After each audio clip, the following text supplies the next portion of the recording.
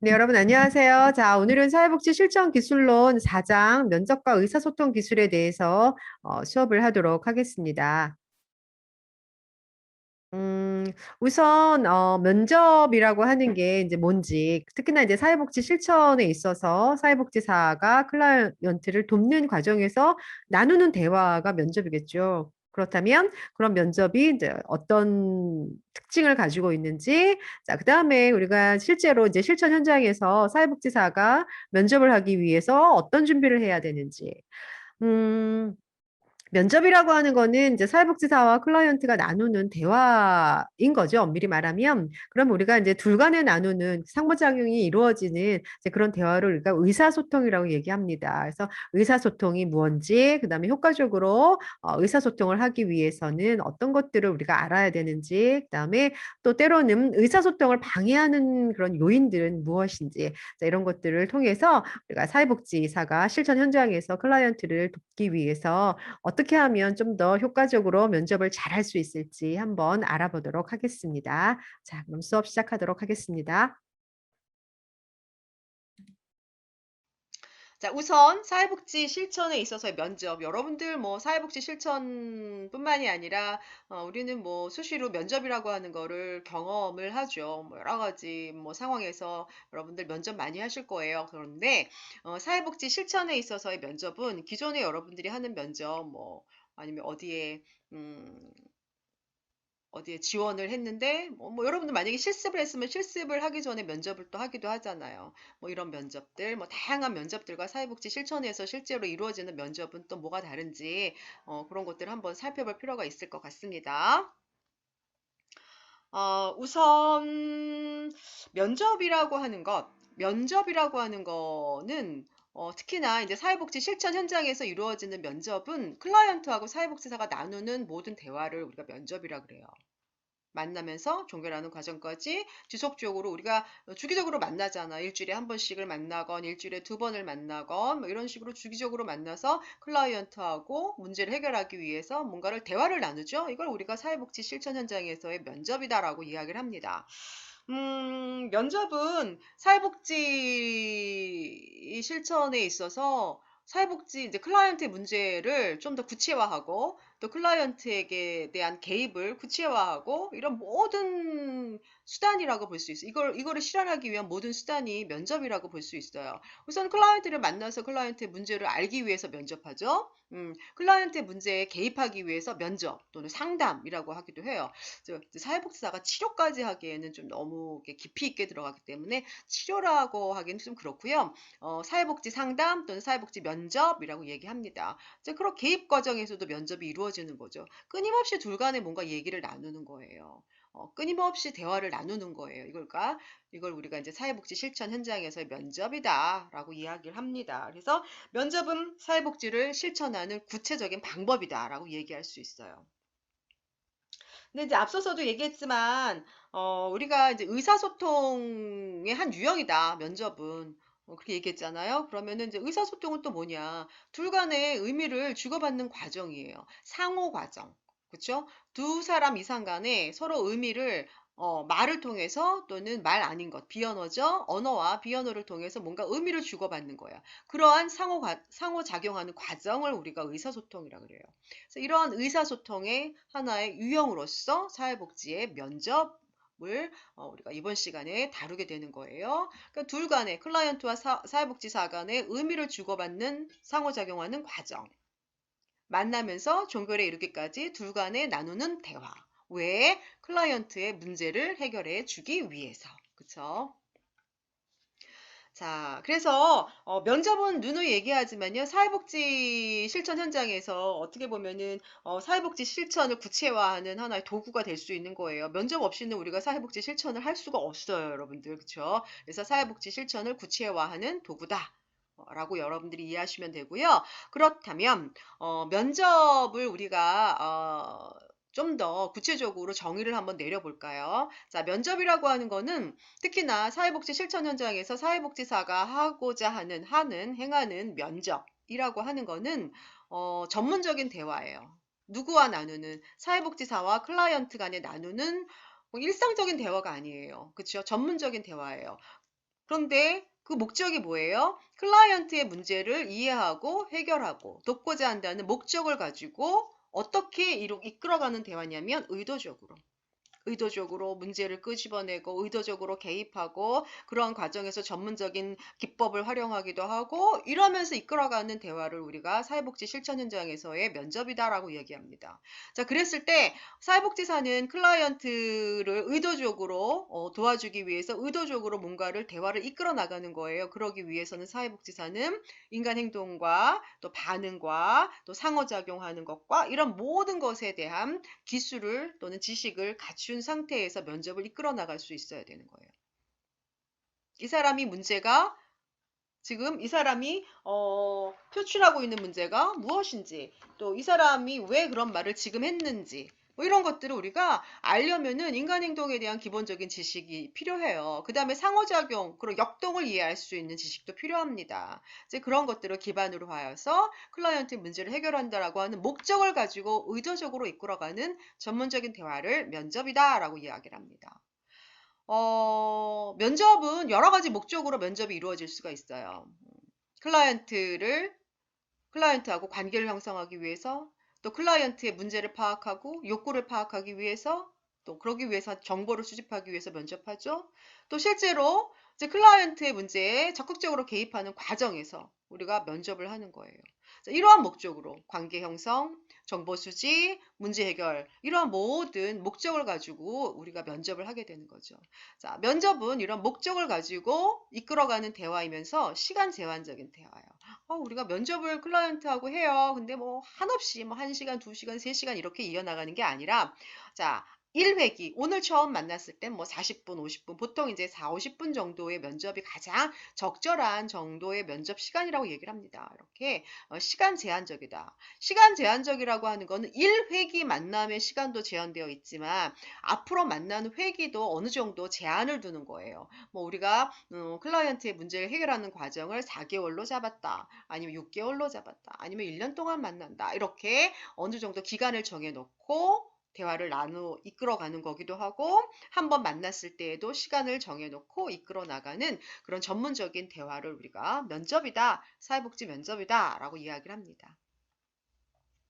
자, 면접에 대해서 면접의 특성에 대해서 컴턴이라고 하는 학자하고 갤러웨이라고 하는 학자가 있어요. 이 두 학자가 사회복지 실천에 있어서의 면접은 다음과 같은 특성이 있습니다. 라고 이야기를 했습니다. 첫 번째, 면접은 맥락이나 세팅이 있다. 두 번째, 목적과 방향이 있다. 면접은 계약에 의하여 이루어진다. 또는 면접은 특정한 역할이 규정되어져 있다. 라고 합니다. 자, 먼저 면접은 맥락이나 세팅이 있다라고 하는데요. 여러분들 사회복지 실천 현장에 오시는 뭐 예를 들어 복지관에 이제 클라이언트 분이 오셨어요.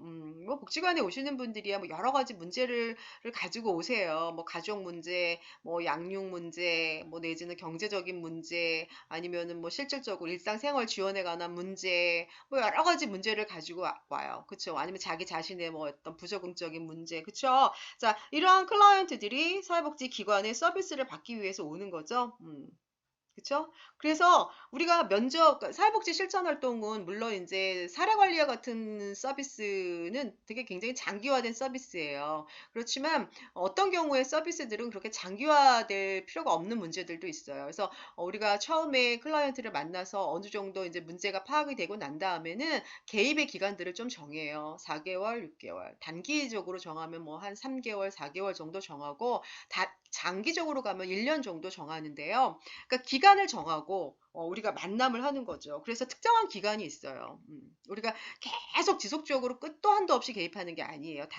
어느 정도 기간을 정해놓고 개입을 이루어 나가는 거예요. 그래서 면접이라고 하는 거는 어느 정도 맥락이 있어야 돼요. 그 다음에 여러분들 면접이라고 하는 거는 친구하고 만나서 하는 그런 대화하고는 일상적인 대화하고는 다르잖아요. 특정한 문제에 포커스를 맞추는 거죠. 클라이언트가 호소하는 뭐 가족 문제, 부부간의 갈등의 문제, 자녀의 양육의 문제, 자신의 어떤 심리 내적인 괴로운 문제, 불안의 문제, 아니면 학교 부적응의 문제, 뭐 이런 문제들, 그쵸? 이런 적응상의 문제, 이런 문제들을 해결해 주기를 바라는 마음에서 기관에 왔고, 기관에 와서 일정 정도의 기간을 정해놓고 사회복지사에게 도움을 받는 거예요. 그렇기 때문에 면접은 어떠한 맥락이 있는 거예요. 포커스를 맞춘다라고 하는 거죠. 그 다음에 면접은 사회복지기관에 찾아온 그 기관 안에서 이루어지는 거죠. 그래서 세팅이 있다라고 이야기를 합니다. 자, 이거는 여러분들 이해하실 수 있겠죠?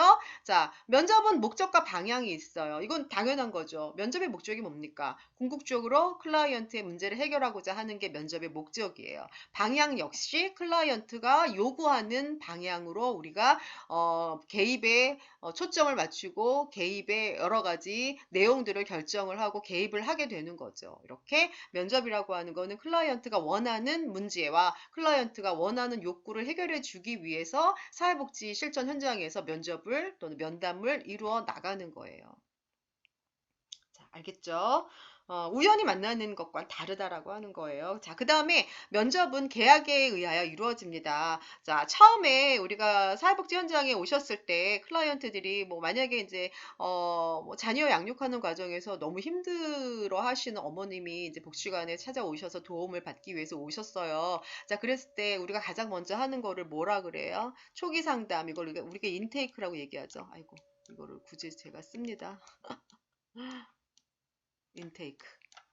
초기 상담이라고 얘기를 하죠. 자, 인테이크에서 이 클라이언트 분의 기본적인 어떤 정보도 파악할 뿐만 아니라 왜 기관에 왔는지 대략적인 문제를 파악을 해요. 뭐 경제적인 문제냐, 아니면 뭐 가족 관계냐, 아니면 학교 생활 어려움이냐, 대인 관계냐, 뭐 여러 가지의 그런 그 사람이 원하는 거를 우리가 듣습니다. 자, 듣고 난 다음에 절차에 대해서 설명하죠. 아, 우리 기관은 이러이러한 것들을 여러분에게, 당신에게 해줄 수가 있고, 뭐, 앞으로 이제 기관에서 도움을 받게 되면 이러이러한 절차에 의해서 도움을 받게 되실 거예요. 계속 우리 기관에서 도움을 받기를 원합니까? 자, 그럼 뭐 클라이언트가 네, 원합니다. 라고 하면 우리가 이제 동의서 혹은 계약서 이런 걸 작성을 해요. 이제 그래서 면접은 이제 초기 상담에서 만약에 왔는데 클라이언트가 마음에 안 드는 거예요. 그럼 가시면 되는 거예요. 그럼 더 이상 면접이 진행이 되지 않겠죠. 근데 클라이언트가 아니에요. 계속 와서 도움을 받고 싶어요라고 할 때는 동의서 혹은 면접 계약서 이런 거를 작성을 하고 그 이후부터 이제 구체적으로 클라이언트의 문제를 파악하고 사정하고 개입의 목표를 세우고 개입하고 종결하고 이런 과정들이 쭉 이어져 나가는 거예요. 그런 모든 과정 속에서 면접이 이루어지는 거고 그러한 면접은 당연히 클라이언트가 yes 해야지 쭉 된다는 거죠. 계약이 이루어져야지 된다는 거예요. 물론 이 계약은 두 가지 형태로 할 수 있어요. 서면으로도 할 수 있고 구두 계약으로도 할 수 있습니다. 그런데 우리는 이제 보통 구두 계약 잘 안 하고요. 서면 계약을 합니다. 이제 뭐 하시겠습니까? 예, 동의합니다. 뭐 이런 것들 계약을 하죠. 자, 그 다음에 면접을 하는 과정에서, 그러니까 면접을 하는 과정은 이제 만나면서부터 종결하는 순간까지 이루어지는 게 면접이에요. 그러면 그 과정에서 우리가 클라이언트의 문제도 듣고 클라이언트하고 함께 목표를 세워서 개입에 대한 계획도 세우고 실제로 개입이 이루어지는 거예요. 자, 이러한 모든 과정에서 클라이언트가 해야 할 것이 있어요.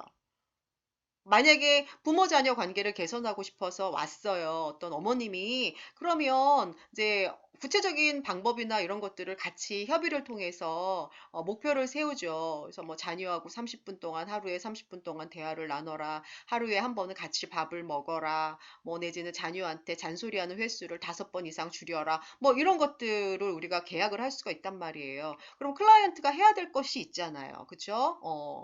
아니면 당신은 이럴 때마다 어떻게 행동하는지 한번 집에서 목록표를 작성해 보세요. 뭐 이런 것들이 있어요. 그러면 클라이언트가 해야 될 것이 있어요. 문제를 해결하기 위해서. 왜냐면 실제로 문제 해결을 하는 과정에서 클라이언트가 뭔가를 해야지 문제가 해결이 돼요.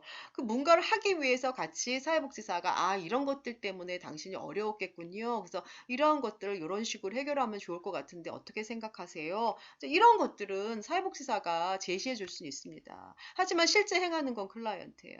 그렇기 때문에 면접을 통해서 클라이언트가 해야 될 것도 정하고 그 과정에서 사회복지사가 클라이언트를 어떻게 도와줄지에 대해서도 우리가 역할 규정을 해야 합니다. 그래서 면접을 통해서 서로 간에 사회복지사가 할 거, 클라이언트가 할 거, 이런 것들을 서로 잘 규정을 할 필요가 있어요. 근데 이런 것들이 다 면접을 통해서 이루어진다라고 하는 거죠.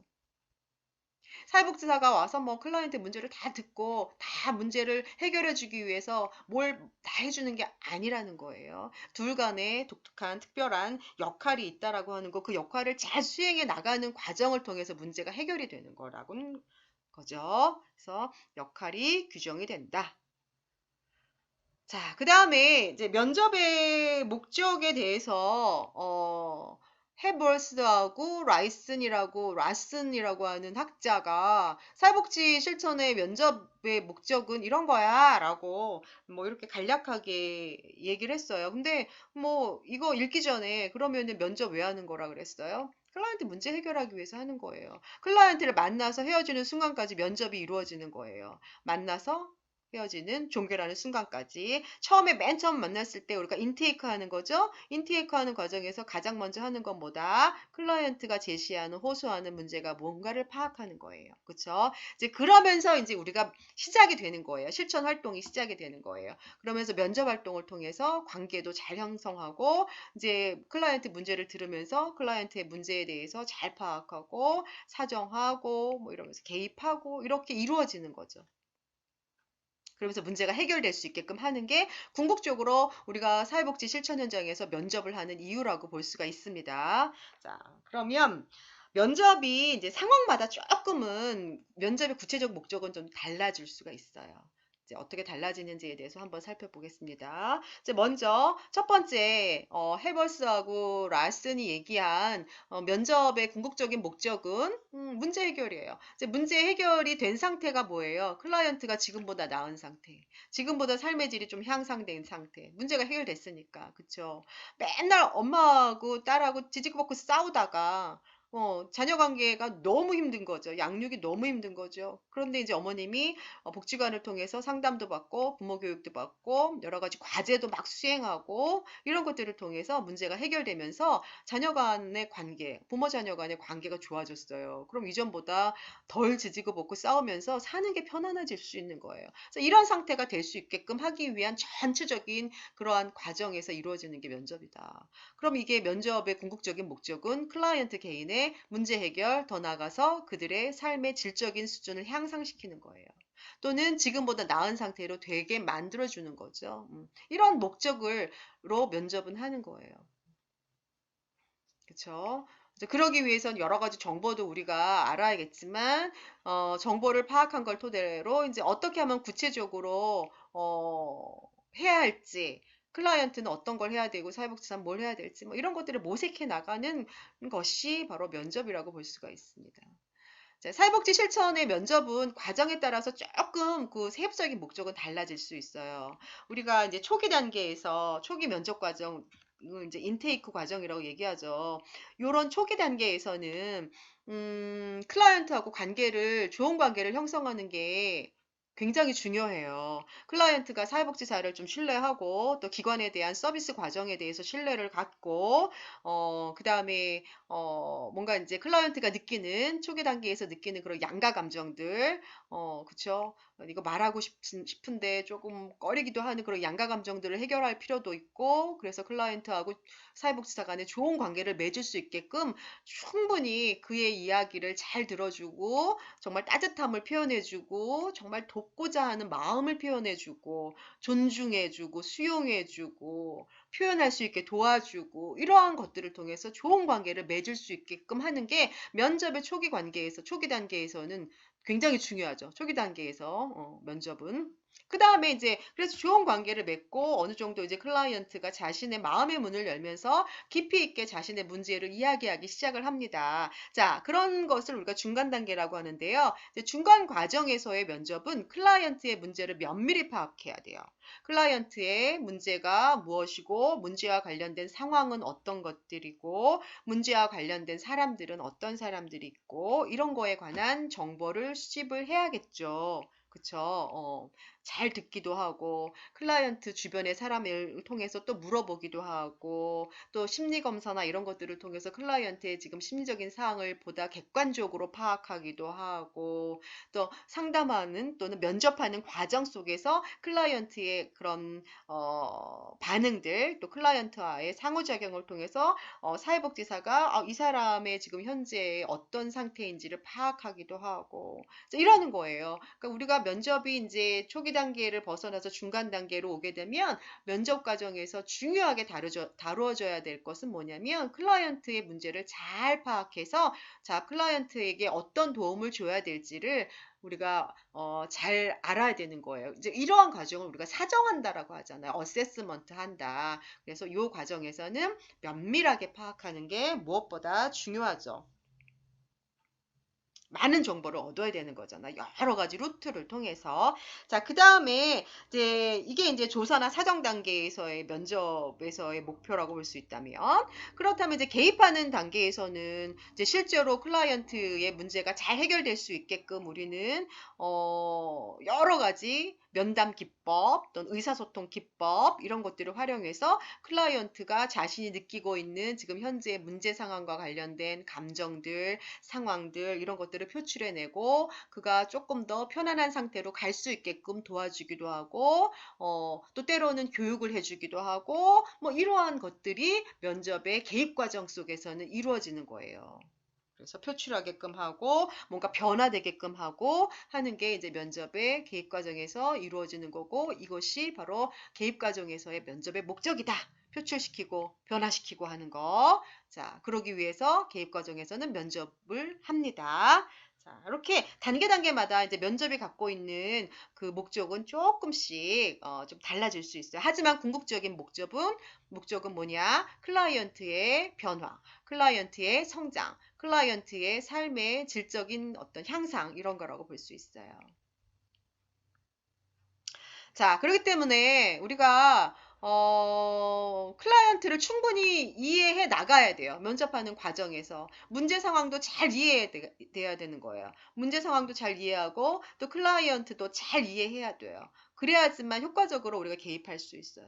그래야지만 효과적으로 문제 해결이 될 수 있다는 거죠. 만약에 문제 상황에 대해서 충분하게 이해가 되지 않아요. 우리가 면접을 그래서 효과적으로 잘해야 되는 이유가 문제 상황을 효과적으로 잘 파악하려면 면접이 잘 이루어져야 돼요. 핵심을 잘 찌르고 잘 듣고 물어봐 주고 잘 파악하고 요약하고 때로는 막 부딪히기도 하고 클라이언트가 막 이렇게 좀 자기가 꺼려하는 그런 거를 쫙 직면도 시키고 뭐 이래야 돼요. 그러니까 그런 걸 통해서 충분하게 문제를 잘 파악하고 클라이언트를 충분히 이해해야 돼요. 그래야지만 우리가 이런 개입이 필요하겠구나. 이게 변화되면 전체적으로 클라이언트가 잘 지낼 수가 있겠구나라는 걸 파악할 수 있는 거예요. 이게 안 되면 면접을 통해서 이런 것들이 잘 이루어지지 않고 그러면 효과적으로 문제 해결이 잘 안 돼요. 자, 이제 면접을 위한 준비를 한번 살펴볼까요? 그러니까 면접을 하기 위해서 이제 어떤 것들을 준비해야 되고 고려해야 되는지에 대해서 한번 알아보도록 하겠습니다. 볼게요. 자, 처음에 면접 장소 한번 볼까요? 보통 이제 우리가 면접 장소는 사회복지사들이 일하는 사무실 공간에서 면접하는 거는 바람직하지 않아요. 그러니까 면접을 할 수 있는 좀 더 이제 개인적인 그런 프라이버시가 보장될 수 있는 상담실, 면접실 이를 사용하는 게 좋습니다. 그 다음에 좀 편안한 분위기를 좀 제공할 수 있는 그런 안락한, 편안한 분위기 이런 것들을 좀 줄 수 있어야 되죠. 그래서 최대한 딱딱한 느낌을 피하는 게 좋아요. 그래서 지금 여기 그림에서는 소파에 앉아서 면접을 하는 거로 나와 있는데 이제 보통 이제 소파에 앉아서 하기도 하지만 책상에 앉아서 하는 경우도 많아요. 그렇기 때문에 이제 그럼에도 불구하고 이제 편안한 그런 분위기를 줄 수 있는 이제 그런 환경을 마련해 줄 필요가 있겠죠. 자, 그다음에 그러니까 면접을 할 때 지금 그림에서는 서로 마주보고 앉았는데 이렇게 마주보고 앉아 있는 것보다는 90도 각도로 앉아 있는 게 훨씬 더 편안하다고 얘기해요. 이렇게. 여기 이제 사회복지사가 앉으면 여기 클라이언트가 앉아서 이야기하는 게 훨씬 더 노출, 서로가 이렇게 자신을 오픈하는데 더 좋은 그런 각도라고 이야기를 합니다. 그래서 이런 자리 배치도 한번 여러분들이 면접을 하기 전에 고려를 해 보셔야 되고요. 자, 그다음에 면접 시간은 물론 이제 클라이언트가 누구냐에 따라서 조금 다를 수 있어요. 클라이언트의 집중도라든지 의사소통 능력이라든지에 따라서 시간을 좀 조정할 필요가 있습니다. 근데 대체로 40분 내에서 50분 정도가 적절하다라고 얘기를 해요. 근데 이제 아이들인 경우에, 연령이 낮은 아이들인 경우에는 조금 더 시간을 줄이는 게 좋겠고, 또 어르신들인 경우에도 글쎄 이 시간에 하지만 그 전달하는 내용이나 이런 것들이 너무나 이제 많으면 어르신들이 또 이해하고 받아들이기가 쉽지 않으니까 이제 어르신들의 경우에도 이제 시간의 조절, 양의 조절 이런 것들이 좀 필요합니다. 특히 이제 뭐 장애를 가지고 있으신 분들에게도 그런 배려들이 필요하겠죠. 자, 이런 면접 시간을 얼마로 할 거느냐에 대한 그런 이제 고려도 여러분들이 한번 해보셔야 할 것 같아요. 자, 그 다음에 면접을 오셨어요. 오셨을 때 이제 상호작용하는 방법이에요. 맨 처음에, 처음에 왔을 때 가장 먼저 여러분들이 인사를 나누잖아요. 안녕하세요.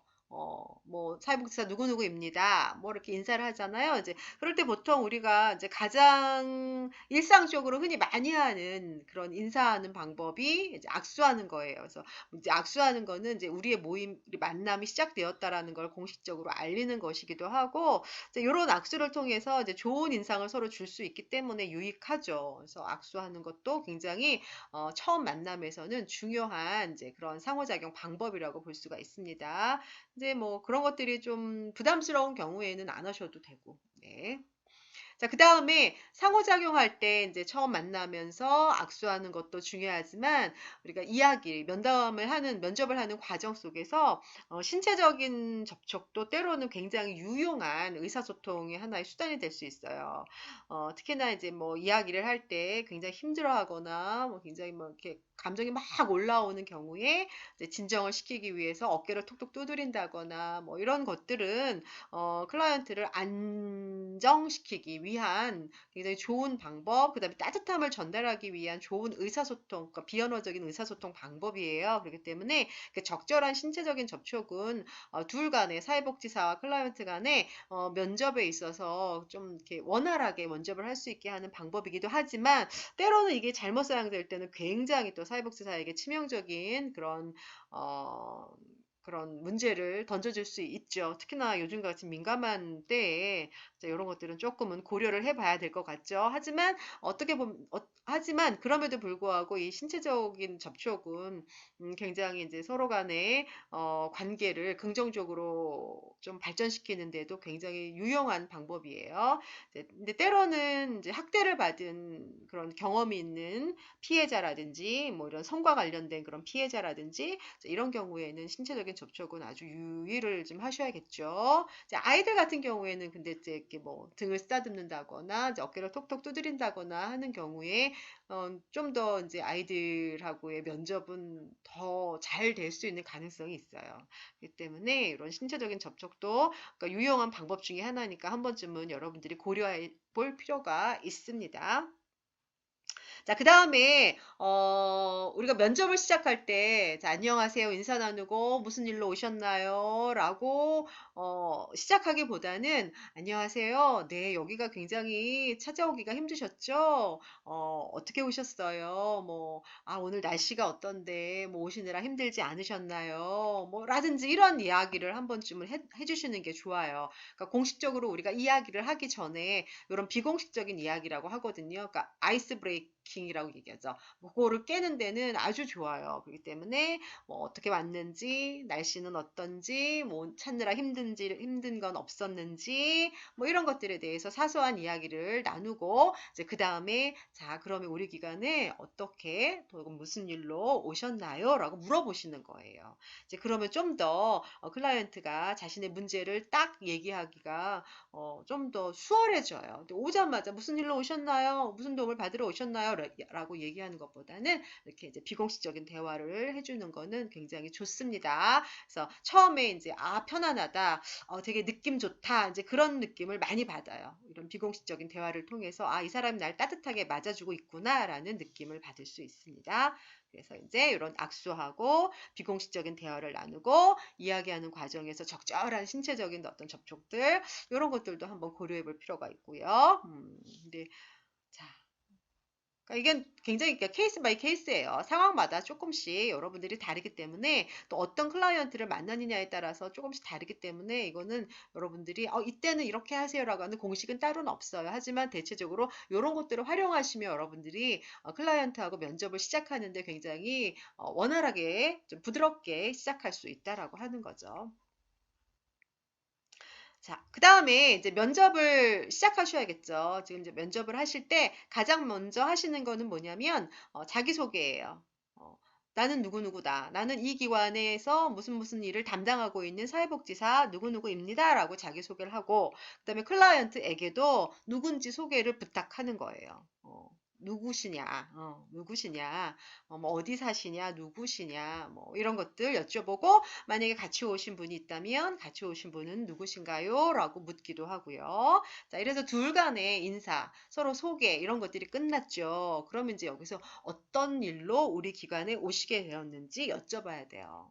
그래서 클라이언트가 뭐라고 막 얘기하죠. 이제 인테이크에서 보통 간략하게 자신의 이제 문제에 대해서 이야기를 하잖아요. 얘기를 했어요. 자, 그러면 우리 기관에서는 그러면 선생님께서 말씀하신 이제 그런 문제들을 같이 해결해 드릴 수 있을 것 같네요. 그러면 앞으로 우리 기관에서 진행되는 이러이러한 절차에 따라서 이러이러한 서비스를 받으실 수 있을 것 같아요.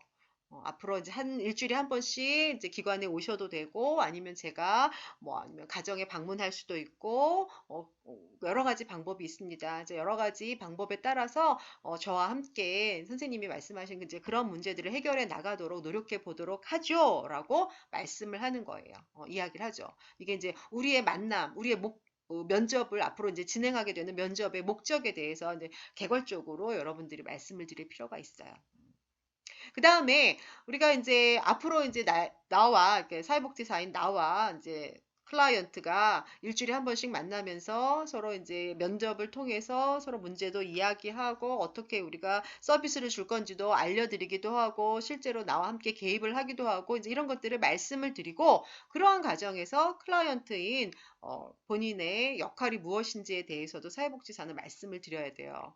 일주일에 한 번씩 만날 때 꼭 오셔야 되고, 제가 말씀드리는 거 이런 거 하셨으면 좋겠고, 또 제가 필요에 따라서는 이렇게 의뢰를 해드릴 텐데, 그럴 때는 저 기관에 가셔서 서비스를 받으시면 좋을 것 같고, 아니면 우리의 이렇게 정해진 절차에 의해서 이 서비스 개입이 이루어지니까 이런 거에 따라서 필요할 때는 이러한 도움을 좀 주셨으면 좋겠고, 동의를 하셨으면 좋겠고, 이러한 것들에 대해서 클라이언트가 앞으로 이제 어떤 일을 해야 될지, 어떤 역할을 해야 될지에 대해서도 알려드리면 좋습니다. 자, 그 다음에 이 기관의 여러 가지 절차나 이런 것들은 뭐 목적을 소개할 때 아니면 클라이언트의 역할을 소개할 때 말씀드려도 되고요.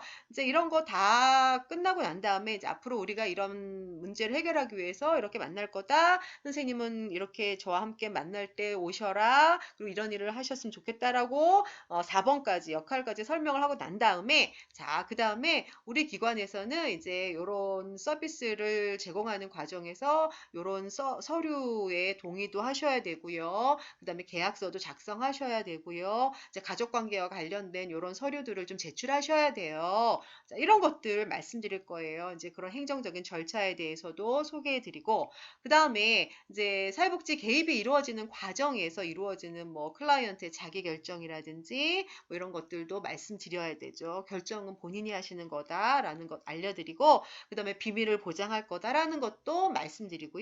때로는 비밀을 보장하는 과정 속에서 만약에 클라이언트가 다른 사람에게 해가 되는 상황이 발생된다면 비밀을 제가 끝까지 보장해 드릴 수는 없다라는 것도 말씀드릴 필요가 있어요. 그런 경우에는 저의 이제 상급자에게 말씀드린다거나 아니면 이제 기관에 보고해야 할 것에 대해서 클라이언트에게 미리 고지를 하는 거죠. 이런 것들, 이런 윤리적인 요소들이거든요. 이런 것들을 충분히 말씀드릴 필요가 있고, 이런 것들이 다 이야기가 되면 이제 혹시 뭐 궁금한 것들이 있는지 그렇게 피드백을 받을 필요가 있습니다. 이러한 과정을 통해서 이제 초기의 면접들이 쭉 진행이 됩니다.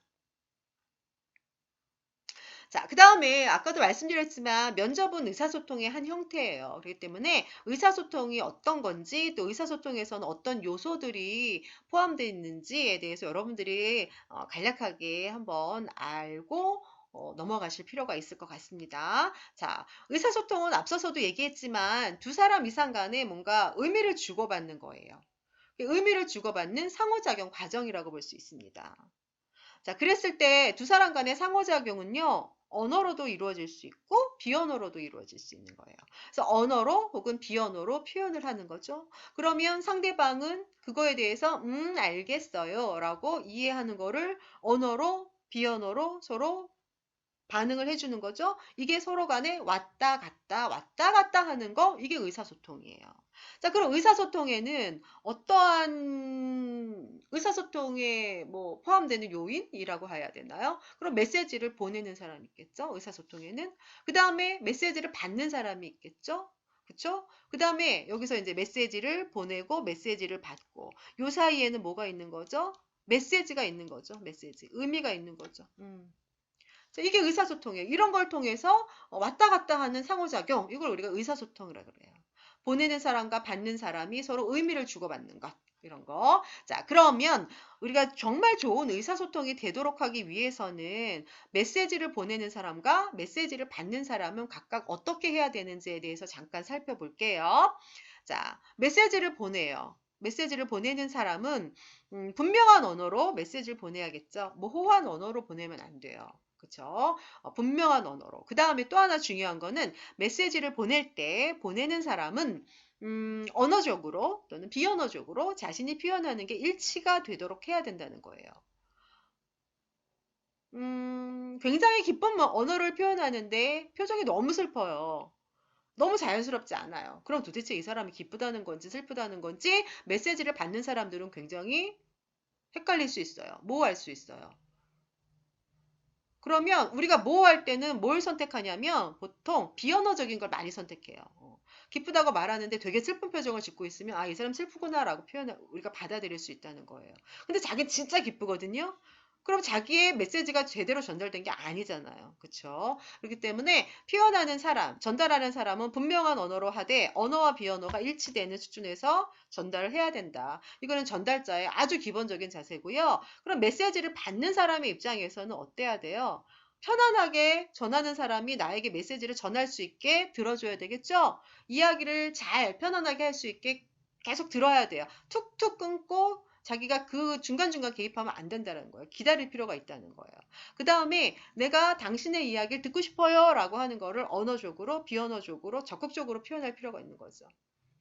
이렇게 적절하게 이렇게 몸을 이렇게 그 사람 쪽으로 약간 기울이고 귀를 쫑긋쫑긋하는 표정을 지으면서 반응도 그렇군요 라고 적절하게 해주면서 이래야지만 이야기를 전달하는 사람이 나에게 잘 이야기를 할 수 있어요. 그래서 이야기를 받는 사람은 지금과 같은 이런 태도를 보여야 된다라는 거죠. 자, 그랬을 때 우리가 의사소통을 할 때는 앞서서 얘기했지만 언어와 비언어를 통해서 의사소통을 할 수가 있어요. 여러분들 물론 다 아시겠지만. 그래서 언어로 표현하는 의사소통은 교환되는 그런 내용을 굉장히 명확하게 표현해 주는 거예요. 그렇죠. 그 다음에 그 사람이 가지고 있는 태도나 생각 같은 이런 것들을 가장 효과적으로 전달하는 게 언어적 의사소통이에요. 굉장히 빠르고 간편하고 만족스러운 방법으로 내가 갖고 있는 생각이나 태도나 신념을 전달해 줄 수 있는 거죠. 명확하게. 그죠? 음. 그렇다면은 우리가 의사소통을 할 때 이런 언어적인 것 말고도 비언어적인 것들로 의사소통도 많이 해요. 때로는 이제 언어가 제한되어 있는 경우에 언어로 다 전달하지 못하는 그런 어린 아이들이나 아니면 어르신들이나 장애가 있으신 분들 같은 경우에는 비언어적인 표현으로 의사소통을 전달하는 게 훨씬 더 효과적일 수가 있습니다. 그래서 이게 비언어는 언어가 전달하지 못하는 부분들을 얘가 전달을 같이 해줘요. 그렇기 때문에 좀 더 언어에 덧붙여서 좀 더 내용을 명확하고 풍부하게 전달해 줄 때 비언어는 굉장히 효과적이고요. 그 다음에 비언어 같은 경우에는 이게 언어는 전달해주고자 하는 그런 메시지의 내용 이런 거를 전달해 준다라고 하면 비언어 같은 경우에는 전달해 주고자 하는 내용뿐만 아니라 전달해 주고자 하는 그 사람의 감정을 표현하는데 비언어는 굉장히 효과적인 수단이라고 볼 수 있어요. 그래서 이게 언어가 전달하는 거에 인지적인 측면이라면 비언어는 전달하는 내용의 감정적인 측면이에요. 그래서 우리가 말하지 않고 그 사람의 표정이라든지 그 사람의 뭐 자세라든지 옷차림이라든지 뭐 억양이라든지 이런 것들을 통해서 이 사람의 지금 현재 심리적인 상태를 우리가 알 수가 있는 거잖아요. 그래서 말하지 않으나 그 사람의 보여주는 비언어가 그 사람의 감정이나 지금 현재 여러 가지 심리적인 상태를 표출해주는 굉장히 강력한 수단이 바로 비언어라고 볼 수 있습니다. 그래서 어쨌거나 우리는 이렇게 언어랑 비언어를 통해서 상대방과 메시지를 주고 받는 그러한 과정들이 바로 의사소통이다라고 할 수 있죠. 자, 그 다음에 우리가 의사소통은 이제 앞서서도 얘기했지만 언어적인 의사소통, 언어를 통해서 또는 비언어를 통해서 의사소통이 이루어지는 거예요. 그랬을 때 의사소통할 때 언어적인 의사소통을 할 때 우리는 어떻게 언어를 가지고 어떤 방법으로 의사소통을 하냐면 지지해주죠, 보통. 클라이언트를 지지할 때 언어를 통해서 의사소통해요. 그 다음에 클라이언트가 말한 거를 다시 한번 얘기해 줄 때. 클라이언트의 말을 재구성한다는 건 클라이언트가 지금 나에게 했던 말을 다시 한번 클라이언트에게 되물어 주거나 클라이언트에게 다시 한번 확인할 때. 이럴 때 우리가 언어를 통해서 클라이언트하고 의사소통해요. 그 다음에 현재 클라이언트가 느끼는 감정을 사회복지사가 얘기를 해주는 거예요. 지금 내가 보기에 당신 굉장히 힘들어 보인다. 지금 내가 보기에 당신 굉장히 우울해 보인다. 지쳐 보인다. 라고 하는 걸 감정을 반응해 줄 때도 우리는 언어로 얘기하죠. 지지해주고 굉장히 잘하셨어요. 굉장히 참고 잘 견뎌 오셨어요. 저는 못 그랬을 텐데 정말 그 점은 뭐 누구누구 씨가 굉장히 누구누구 씨의 굉장히 큰 강점이라고 생각해요. 뭐 이런 거. 그다음에 이런 게 바로 지지적인 거죠. 클라이언트를 지지하는 거죠. 이거 언어로 해야 되겠죠? 그다음에 지금 말씀하신 게 이렇다라고 말씀하신 거죠? 이런 거 언어로 다 클라이언트에게 다시 되물어 주는 거죠. 그 다음에 제가 보기에 선생님 굉장히 힘들어 보여요. 우울해 보여요. 이렇게 감정에 대해서도 반응할 때 언어로 하는 거죠. 이런 거는 여태까지 해왔던 거 너무나 잘하셨어요. 너무나 훌륭해요. 뭐 이런 거 강점에 대해서 얘기해 줄 때도 다 언어로 해주는 거죠. 그래서 클라이언트하고 언어로 이제 의사소통할 때는 주로 이제 이런 측면에서 언어 표현을 해줘야 되는 거예요. 자, 우리가 뒷부분에 다시 이제 효과적인 의사소통 방법에 대해서, 면접 방법에 대해서 얘기하는데 그 면접 방법은 좀 이런 것들을 다시 한번 짚어보는 이제 그런 기법이라고 볼 수 있습니다. 자, 그 다음에 우리는 또 이제 클라이언트하고 비언어적으로 또 의사소통도 해야겠죠? 그랬을 때 가장 강력한 비언어적 의사소통은 눈 맞추는 거. 우리가 얘기할 때, 눈을 맞추는 거 되게 중요하잖아요. 상대방과. 뭐 그럼 뭔가 진솔하게 의사소통할 수 있는 것 같은 느낌도 들고요. 그 다음에, 클라이언트하고 언어로 의사소통하는 것 이외에 이제 비언어로 의사소통을 할 때 눈여겨봐야 될 건 클라이언트가 나를 지금 보고 있느냐, 안 보고 있느냐. 나의 눈을, 즉 사회복지사인 나의 눈을 맞추고 있느냐, 안 맞추고 있느냐. 이것도 되게 의미 있게 여러분들이 보셔야 돼요. 눈을 잘 못 맞추고 있으면 이 사람 굉장히 이제 위축된 부분들이 많아서 사람하고 이렇게 정면으로 바라보면서 이야기하는 게 되게 힘들 수 있다라는 거 여러분들이 이해하셔야 돼요. 이제 그렇지만 사회복지사는 나는 가능하면 클라이언트하고 눈을 맞추면서 이야기를 해주려고 노력하셔야 돼요. 그렇다고 너무 빤히 쳐다보는 거는 조금 불편할 수 있죠. 그래서 적당히 눈을 맞추기도 하고 적당히 면담을 하는 과정에서 뭐 내가 서류를 보면서 서류 작성을 하기도 하고 다시 또 클라이언트의 눈을 보면서 이야기하기도 하고 눈 맞춤은 굉장히 중요한 의사소통의 하나의 방법이고요. 자, 그 다음에 우리가 의사소통을 할 때, 이제 비언어적인 의사소통을 할 때, 표정도 되게 중요하죠. 클라이언트의 표정을 읽는 것도 중요하고, 또 사회복지사가 클라이언트에게 전달하는 표정도 굉장히 둘 간의 의사소통에 있어서는 굉장히 중요한 요소가 될 수 있는 거예요. 그래서 사회복지사는 클라이언트에게 온화한 표정을 짓고, 그쵸? 이제 이렇게 따뜻한 표정을 지으려고 노력하셔야 되고, 그다음에 클라이언트의 표정을 보면서 아, 지금 이 사람이 어떠한 심리적인 상태구나라는 걸 포착할 수 있어야 되고 이런 것들도 이제 중요하죠. 우리가 의사소통하는 과정에서 말하지 않는 것들이잖아요. 그렇죠? 그다음에 옷차림과 외양도 때로는 중요한 의사소통의 수단이 될 수 있어요.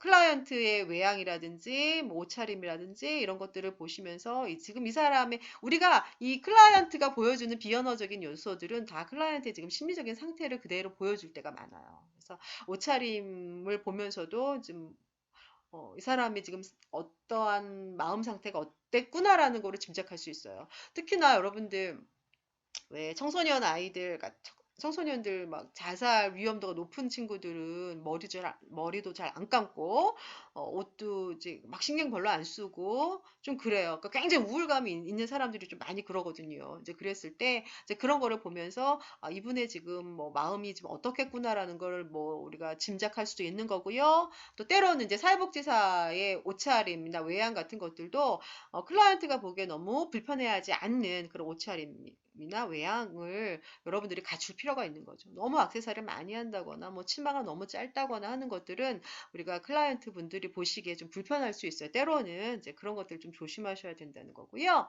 자, 그 다음에 자세라든지 몸동작 이런 것들도 굉장히 우리가 중요한 비언어적인 의사소통 수단이 될 수 있는 거예요. 사회복지사의 몸동작, 뭐 자세, 뭐 이런 것들. 클라이언트하고 얘기할 때 다리를 꼰다거나 팔짱을 낀다거나 하는 거, 이거는 우리가 하면 안 되는 행동들이죠. 뭔가 이제 자세도 내가 당신 이야기를 진심으로 듣고자 하는 이런 자세를 취하는 거죠. 적당히 앞으로 몸을 기울이고, 그 다음에 이제 뭔가 팔이나 이런 것들도 가능하면 너무나 많이 움직이지 않는 것도 중요하죠. 뭐 이런 것들. 그 다음에 이제 클라이언트의 자세라든지 몸동작을 보면서, 아, 지금 클라이언트가 지금 심리적인 상황이 이렇겠구나, 지금 이런 문제가 있을 수 있겠구나라는 것도 미루어 짐작할 수도 있는 거예요. 너무 불안한 사람, 뭐 다리를 떤다거나, 아니면 너무 위축된 사람들은 뭐 목소리가 막 굉장히 작아지거나 떨린다거나, 뭐 이런 것들. 그 다음에, 팔짱 끼고 계속 이야기하는 클라이언트 분들은 뭔가 아직은 나에게 방어적이구나. 사회복지사인 나에게 방어적이구나. 아직은 나에게 오픈하지 않는구나라는 걸 여러분들이 짐작할 수 있어야 된다라고 하는 거죠. 자, 이런 것들, 이제 이런 비언어적인 요소들도 우리가 사회복지사가 취해야 할 비언어적인 태도들, 그 다음에 클라이언트가 취하고 있는 비언어적인 태도들을 보면서 클라이언트의 지금 상황을 잘 포착할 수 있는 거, 자, 이런 것들이 또 의사소통에서는 굉장히 중요하게 다뤄줘야 될 필요가 있습니다.